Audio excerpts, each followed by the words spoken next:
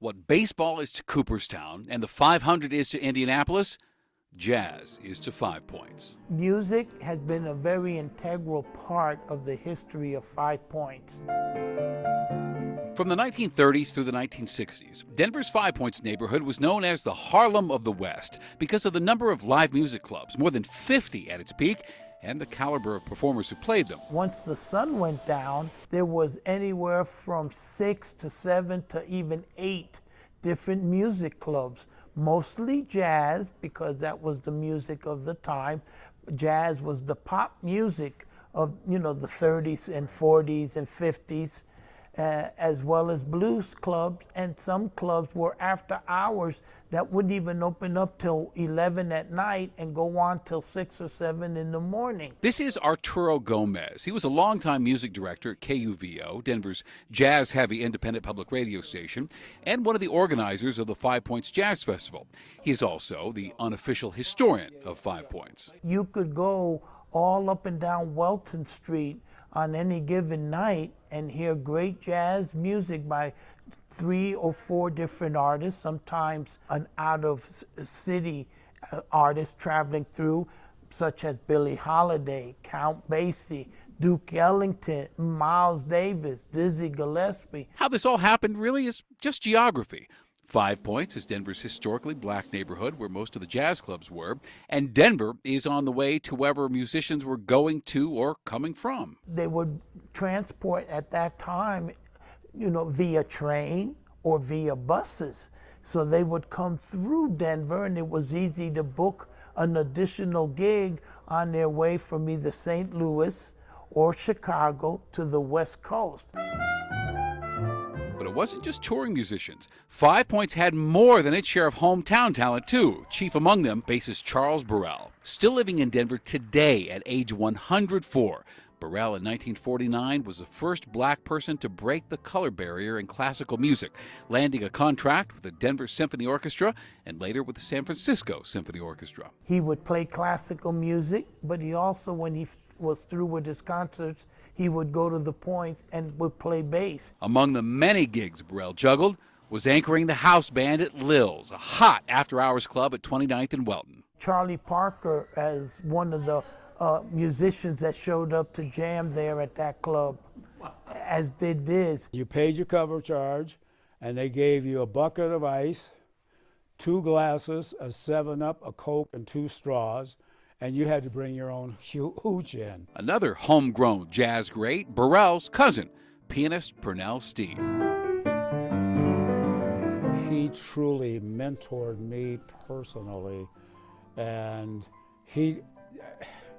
that man is a genius because he gave me life's lessons for a performing musician that most people don't get. And his cousin's lessons paid off. Pernell Steen grew into a force of nature on the keys. He's played with everyone, he's toured the world, and now at 84, he still regularly performs with his own band, Pernell Steen and the 5 Points Ambassadors. Well, I had the honor of spending an afternoon with Pernell, and when you talk to him, it is best to do so with him at a piano, because every one of his wonderful stories involves a song.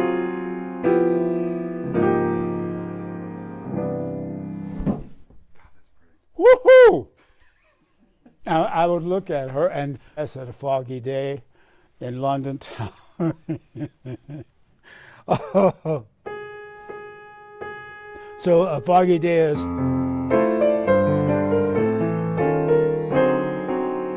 her favorite song was,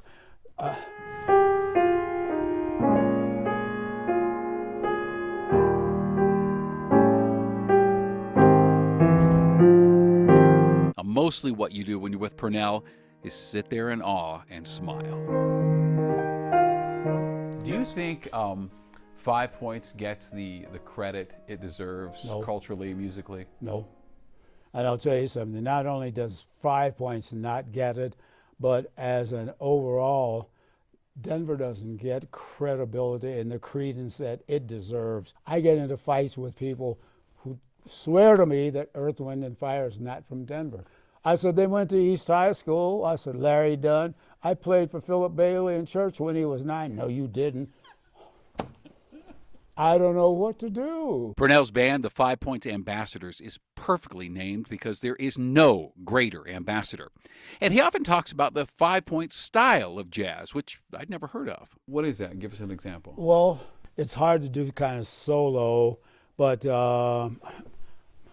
it's a feeling. They would take maybe, let me see if I can put this together. Yeah, they could take a simple song and they'd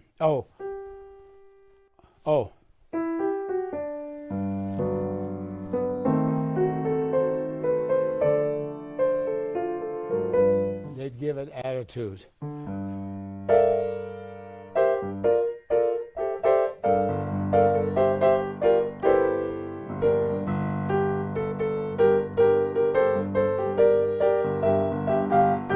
And how cousin Charlie Burrell described the 5 Point style? And he would say, you know what? I would look at the girl who had the biggest butt. He said she would be shaking her booty, and he said I'd be shaking it with her. And it was that kind of attitude that permeated. It was about fun, a lot of dancing, of course. 5 Points jazz and the neighborhood's music scene should not be spoken of in past tense. Yes, because of funding, the 5 Points Jazz Festival ended last year after 22 years. But there are at least 8 thriving live music clubs in the neighborhood and a new First Friday's 5 Points music series. With 5 different venues having 5 different bands, I see a bright future because that's just the first step. What baseball is to Cooperstown and the 500 is to Indy, jazz is to 5 Points.